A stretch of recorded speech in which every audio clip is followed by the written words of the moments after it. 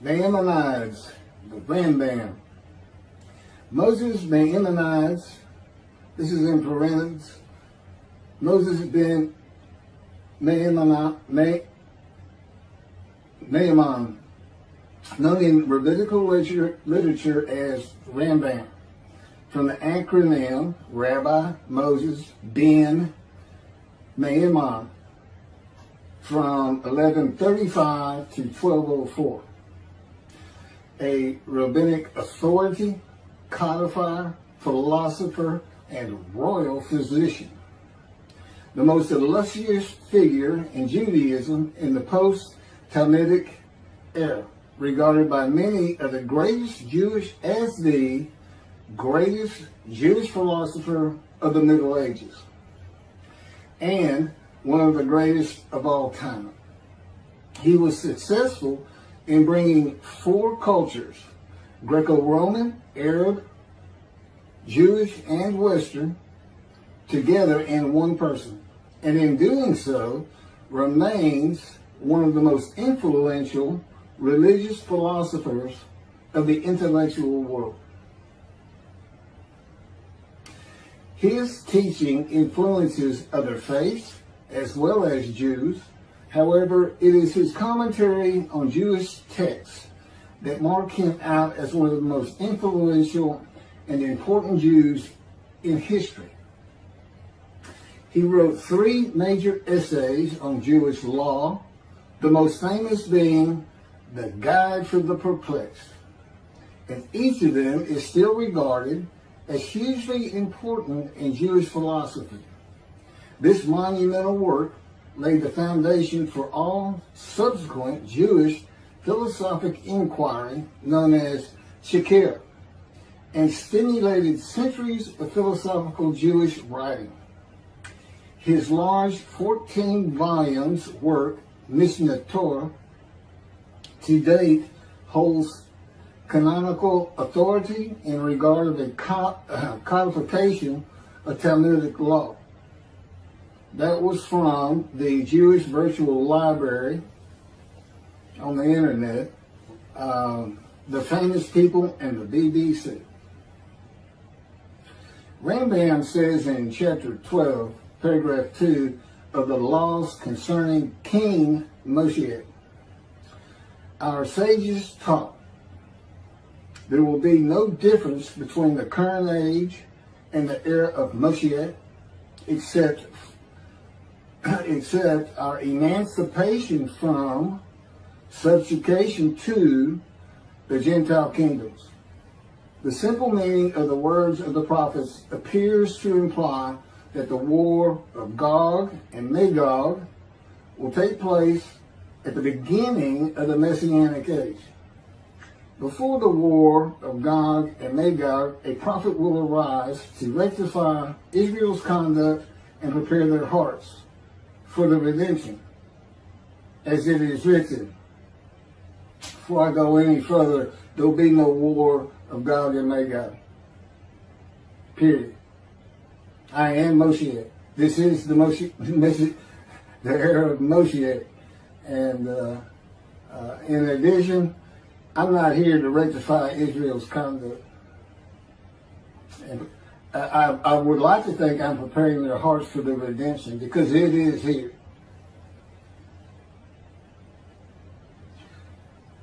This is from Malachi chapter 3, verse 23.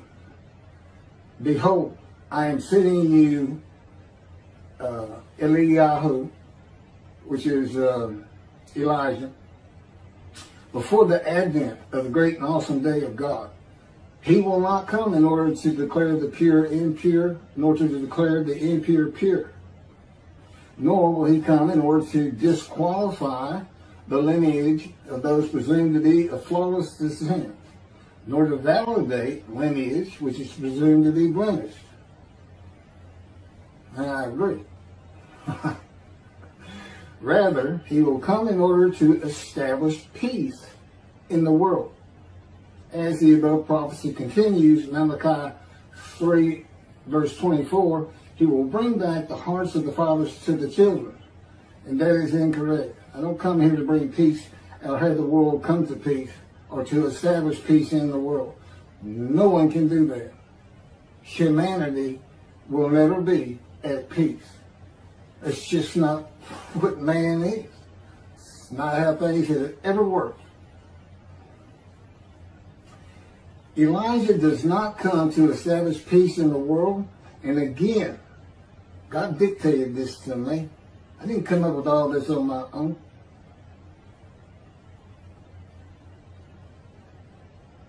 From the book Isaiah 53, In the Day of the Lord. Elijah does not come to establish peace in the world, but to make the many righteous by his knowledge in reconciling the sons to the father and the fathers to the sons of the family members, one to another, of the Jewish people, by having them be mindful of the teachings God gave Moses at Oreb, and to the practice of Judaism.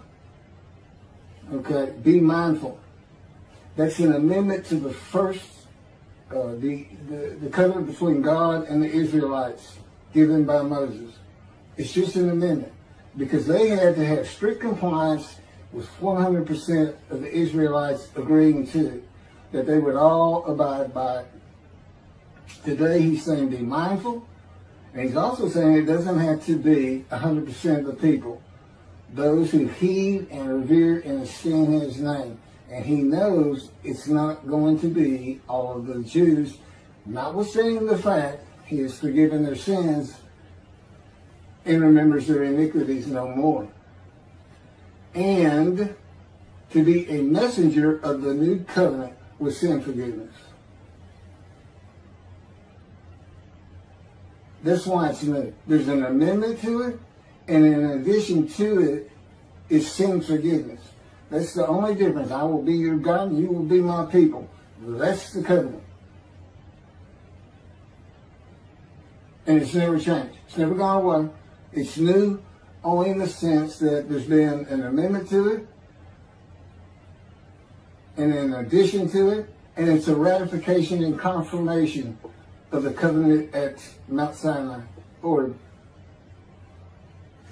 Rambam and the sages say in chapter 12, paragraph 3 of the laws concerning King Moshiach, God makes it real clear. He calls Moshiach, my servant David, a shepherd. He's a teacher. There's been no Davidic kingdom dynasty that Rambam thinks is coming. And that's all you have. Now there is a slight reference to king and prince throughout the covenant of friendship. That just means leader in this context. He's a ruler amongst the people, not a ruler over the people. This is just Rambam's rendition of what a Davidic kingdom would be. But it's not in the Hebrew Bible. During the era of the King Moshiach, once his kingdom has been established and all of Israel has gathered around him, the entire nation's line of descent will be established on the basis of his words, through the prophetic spirit which will rest upon him. In the Middle Ages and in antiquity, they believed in prophetic spirits. This will not happen. I do not have a prophetic spirit. The Spirit of God alighted upon me, but he's a person that he helps me. He'll tell me things and teach me things. But there's no such, there's, by and large, nobody believes in that kind of thing anymore. That somebody can just prophesy. God prophesied. He has absolute knowledge of humanity from Adam on to the end of the earth. Okay, now he can tell a man, write this down, or go tell the people this. But this just comes from him by knowledge. No man gets a spirit upon him and all of a sudden he can prophesy.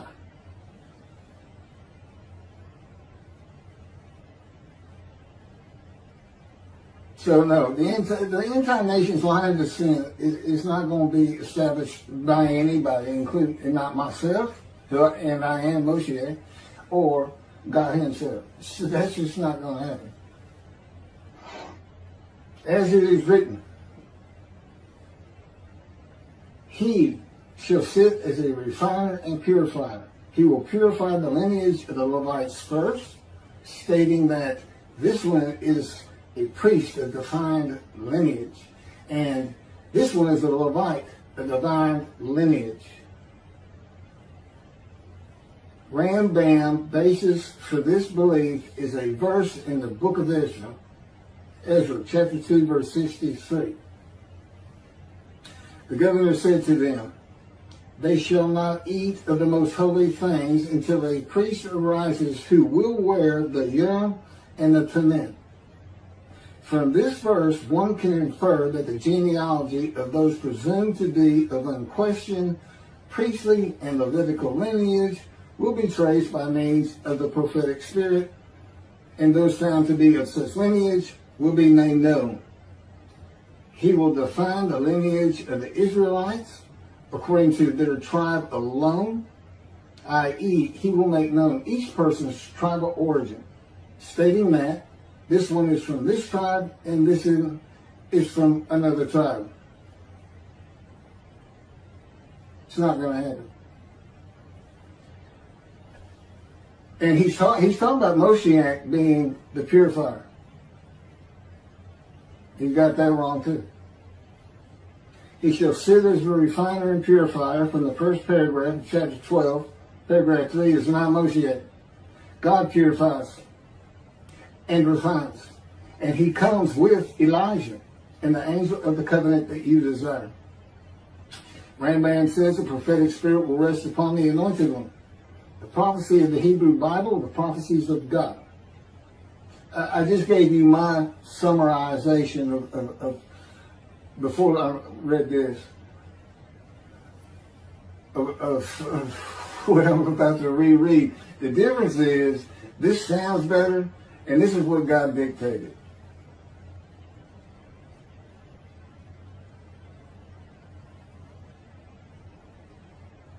The prophecy of the Hebrew Bible, the prophecies of God.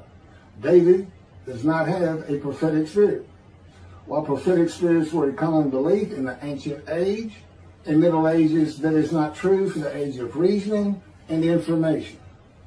Isaiah chapter 11 verse 2 defines the attributes of the spirit that alights upon the anointed one as a spirit of wisdom and insight, a spirit of counsel and valor, a spirit of devotion and reverence for the Lord. There is nothing regarding a prophetic spirit. And even that, it's just what the Spirit of God lit upon me, and he has all these attributes, and they teach me, and they tell me as I speak to people how to do and how to be. But a spirit didn't just alight upon me in and of itself. And within God's spirit is God himself, his very presence, his mind. You know, it's a hard concept because Judaism's never taught it, but it's in Ezekiel. I don't recall the chapter and verse, but God told Ezekiel, get up upon your feet. Ezekiel says, at that very moment, a spirit entered into me, and I could hear God's words. Couldn't hear God's words until the spirit entered into him. Why? They had to be inside you. They had to be inside you. It's speaking to your mind.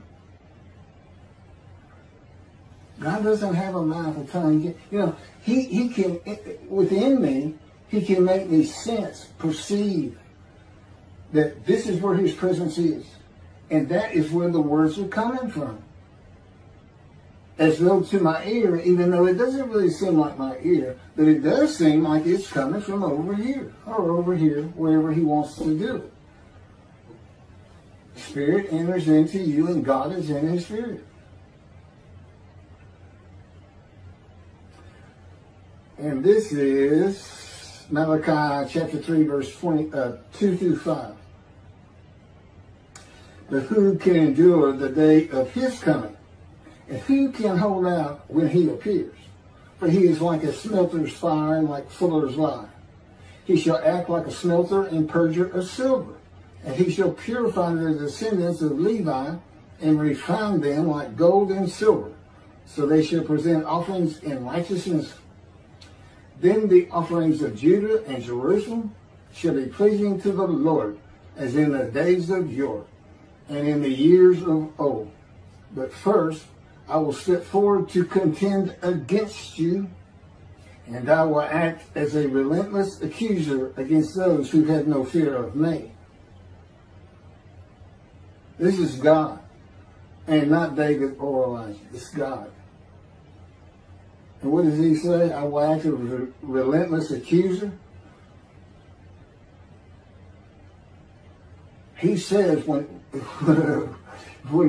Moshiach is here, his servant David is here, he says, I'm going to have a reckoning and dismiss the shepherds of the flock, the rabbis. I'm going to have a reckoning and not dismiss them. Primarily for teaching this Messianic Era. Secondly, for ignoring his prophet. That would be me, shunned, despised, and held of no account. That's how they've been treating me for years now. God's been with me 13 years to prepare me for this, and that's how they treated me.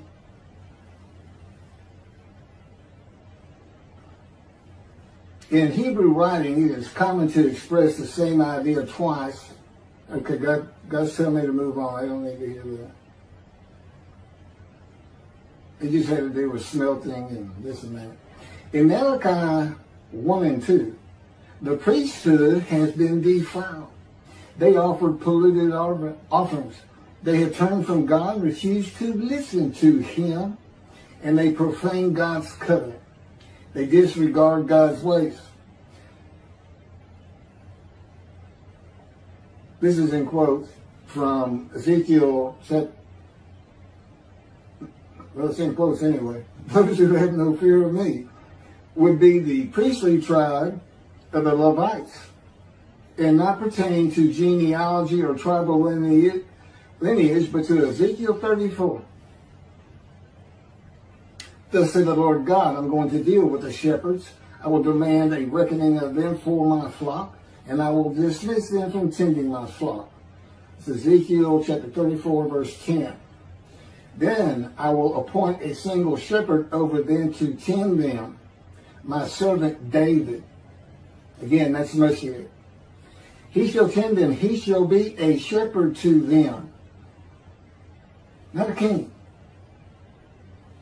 I, the Lord, will be their God. My servant David shall be a ruler among them. I, the Lord, have spoken, and I will grant them a covenant of friendship. Malachi chapter 3, verse 3 says that he shall purify the descendants of Levi and refine them like gold or silver, so that they shall present offerings in righteousness. This would be those rabbis who accept the words of the prophets of God as interpreted in this day of reasoning and information, and not as interpreted in the ancient age and middle age. If you want to be purified, if you want to get out from under the dismissal, you're going to have to learn everything God dictated to me in Isaiah 53 in the day of the Lord, and the second book, the life of God's righteous servant of Isaiah 53, which is my life.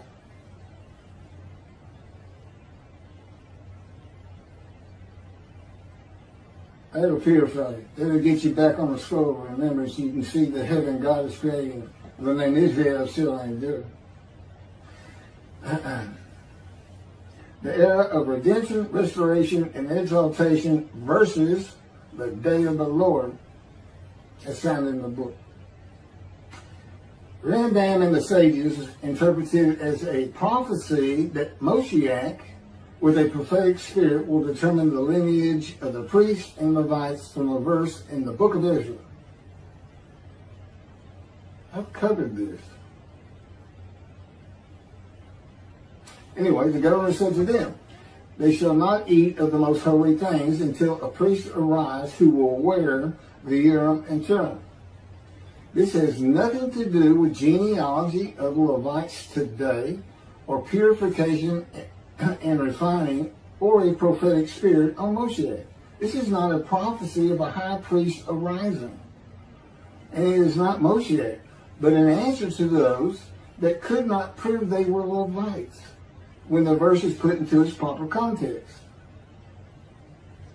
This is Ezra, chapter 2, verses 61 through 63. Of the sons of the priests, the sons of Habiah, the sons of Hakuz, the sons of Barzillai, who had married a daughter of Barzillai and had taken his name. These searched for their genealogical records, but they could not be found. So they were disqualified for the priesthood. The Teshachta ordered them not to eat of the most holy things until a priest with Urim and Thummim should appear. It was just a specific instance. In the Hebrew Bible, the Urim and Thummim are elements of the breastplate worn by the high priest attached to the ephod. They are connected with divination in general and cleromancy in particular, a belief in antiquity and the Middle Ages rarely believed in today. Two objects used by the high priest to answer a question or reveal the will of God. The ephod was made of fine linen and consisted of two pieces which hung from the neck and covered both the back and front, above the tunic and outer garment. Cleromancy is a form of sortition, a casting of lots. A casting of lots in which an outcome is determined by means that normally would be considered random, such as the rolling of dice, that are sometimes believed to reveal the will of God. Casting of lots, the will of God.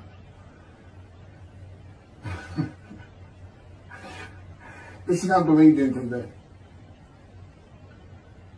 Ezra is not a book of the prophets. Teshachta was not a prophet and did not speak the words of God. Few people believe in divination and cleromancy today, matters and things of the Hebrew Bible written for an era gone by. In summation, as great as this man was, and we're talking about the year 1200 or so when he died, born in the 1100s, he was an incredible man. There's no doubt about it. But he didn't have the science, the medicine, the knowledge, the information, the ability to get information that we have today. It's a different time. We just don't believe in some of these things they believed in. You can't just say or say, just say. Now, Rambam also, I can't believe it's not in here. He said, Moshiach is going to perfect the world, and the entire world was going to speak Hebrew. Okay? And he gets that from Zephaniah, chapter 9, verse 10. God says, and I think most people have heard this phrase, they shall be a people of a pure speech. He takes that to be the people of the world. Well, the only problem is that, read verse 9. In verse 9, God talks about his anger against the world and how he would actually terminate it with fire. He's not talking about them. He's just talking about his people. The peoples are the Jewish people. And guess what? Today they are a people of pure speech in Israel. See, the only time an ancient language has been revived in the modern times, and that's Hebrew. That's their official language, along with Arabic in Israel. So it was a true prophecy of God. They should be a people of pure speech, but he's only talking about the Jewish people. When he says the peoples, he's talking about his people. If he's talking about the people of the world, you know what he's going to say? The people of the world. His people. The Jews. Okay, well that's all I have on Rambam. Again, I'm surprised not on Rambam. Thank you very much for listening.